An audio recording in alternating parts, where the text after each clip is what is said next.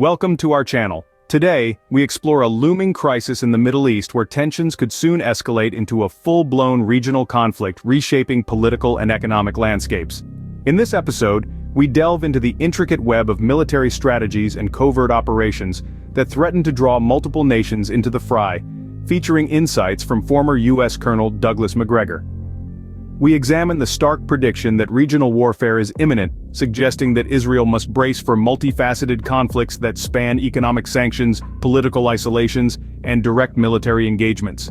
Stay tuned as we unpack these developments and their potential global impact. As tensions continue to escalate in the Middle East, former U.S. Colonel Douglas Macgregor provides insights into Iran's defensive posture. Iran has issued clear warnings that it will defend its interests through any means necessary, whether through clandestine operations or overt warfare. This assertion sets the stage for understanding the complex origins of the current upheaval. Our exploration begins with a contentious incident at the United Nations, where the facilities of the Iranian delegation suffered considerable damage. Tehran, backed by its ally Moscow, has expressed strong objections to what it perceives as a deliberate act of aggression, alleging that the response from the global community did not meet their expectations for justice and diplomatic integrity. Iran's response to this perceived provocation has been to assert its sovereign rights forcefully. This stance is framed by Tehran as necessary under the principles of international law, which they claimed justifies their actions under certain defensive conditions. This alleged provocation triggered a carefully coordinated military response from Iran, unfolding in several phases. Initially, allied military factions including groups from the Houthi movement and Hezbollah began targeting air traffic control facilities and drone bases within southern sectors of Israel, markedly heightening tensions with the flames of conflict stoked by these serious accusations and subsequent military actions. What were the tactical developments that followed? Let's delve deeper into the intricate military strategies employed as this confrontation unfolded. Mr. Khalel has noted the calculated precision of Iran's military strategy, emphasizing the premeditated nature of their operations. As tensions reached a critical juncture, Tehran initiated a multi-phased counterstrike, each phase designed to exert maximum pressure on Israeli defenses and project power beyond their borders. The initial phase witnessed an unprecedented coordination among forces allied with Iran.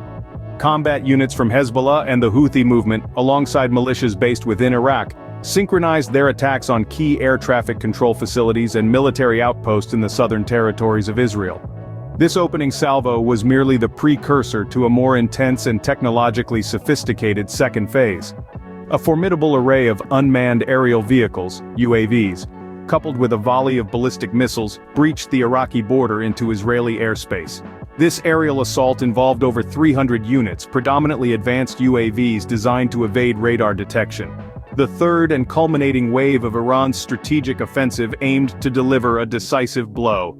A series of cruise and ballistic missiles targeted vital infrastructure, crippling the Israeli air defense systems already taxed by the prior UAV incursions. This phase sought to maximize strategic impact, hitting critical sites integral to both military operations and the region's broader security architecture. With the skies transformed into a veritable battlefield and the ground reverberating from relentless strikes, the swift and significant response from Israel's allies was inevitable. In the wake of Iran's calculated aggression, a robust coalition response materialized almost instantaneously, featuring a trio of nations, each playing a critical role in the regional defense architecture. The United Kingdom, operating from bases on the island of Cyprus, swiftly mobilized its aerial assets. British fighter jets were deployed, their primary mission to intercept and neutralize the ballistic threats, hurtling through the skies toward Allied territories. Simultaneously, Jordan's strategic role came to the forefront as their missile defense systems engaged with precision and efficiency. Jordanian interceptors targeted and successfully neutralized a significant segment of the aerial threats, demonstrating the layered air defense strategy employed by regional allies. Across the Atlantic, the United States contributed its formidable military prowess to the collective. U.S. forces stationed at various strategic points in the region launched countermeasures against a swarm of over 300 Iranian drones and missiles. This substantial engagement not only underscores the scale of Iran's assault, but also highlights the intense and synchronized response from Iran's adversaries. As we've observed the Allied defenses rising to meet the challenge of this assault, our attention now turns to assessing the outcomes. We also seek to understand the strategic implications behind the visual communications circulated by Israel in the aftermath of these strikes. In the aftermath of the extensive missile and drone attacks, Israel's defensive measures have been a focal point of international attention. Authorities there assert an extraordinarily high success rate in their air defense capabilities, with official statements citing a 99.99% effectiveness in intercepting incoming threats. This figure translates to nearly all of the reported 300 aerial objects being successfully neutralized before reaching their targets. Despite these claims, scrutiny has intensified around the state of pivotal military installations, particularly the Nadim Air Base. Reports conflict, with some sources showing recent video reporting minimal damage, while skeptics argue these visuals are not current but rather historical footage, leading to a mix of misinformation and speculation about the true extent of the impact. Further compounding the narrative are the statements from regional observers and military analysts who note that despite the high interception rate, a handful of projectiles managed to breach the defenses. This has resulted in isolated explosions which were documented and circulated within community channels, sparking a debate about the possible underreporting of damage by official sources. With every action comes a reaction. As the dust settles momentarily, the wider regional implications begin to emerge, prompting us to consider not just the immediate fallout, but the long-term strategic consequences of this high-stakes confrontation.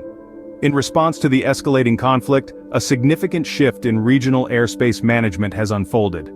Several nations across the Middle East have instituted a complete shutdown of their skies to civilian and military traffic alike. This collective action, affecting numerous flight paths, serves not only as a safeguard against potential debris from aerial engagements, but also stands as a resolute geopolitical statement, dramatically constraining operational flexibility for U.S. forces and their allies in the region.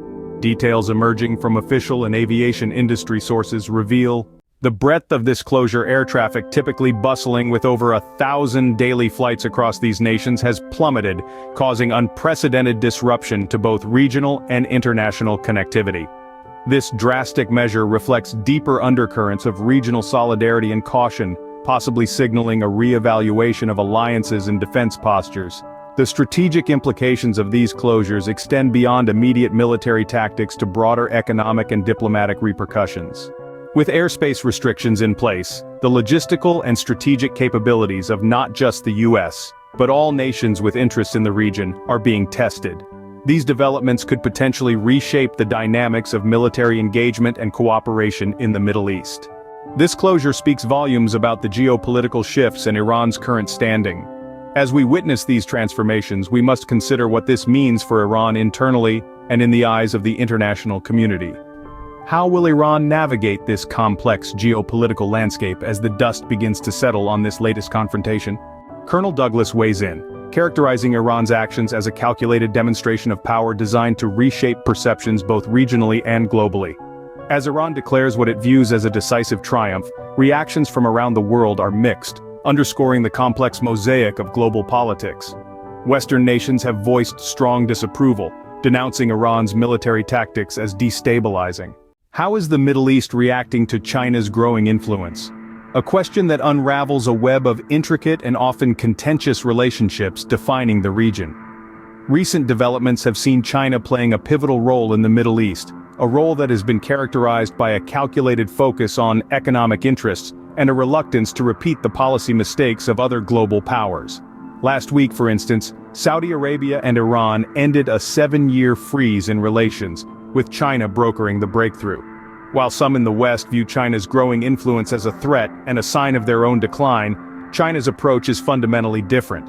Centered around profit and energy security, China's strategy avoids taking sides, maintaining neutrality and cooperation with both Saudi Arabia and Iran.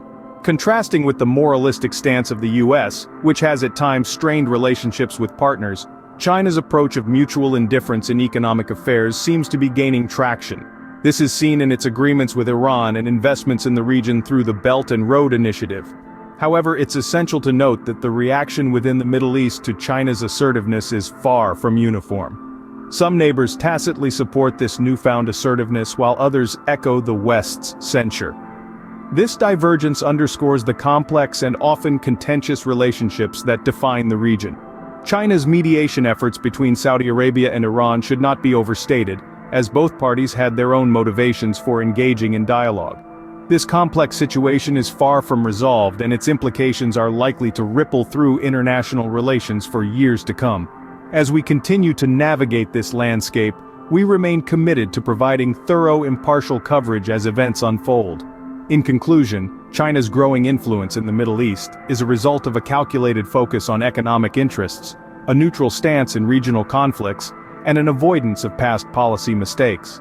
However, the reaction within the Middle East is far from uniform, highlighting the intricate and often contentious relationships defining the region. Remember, staying informed on such vital global issues helps us understand the world better. So, be sure to subscribe and click the bell icon for notifications on future updates. Thank you for joining us today.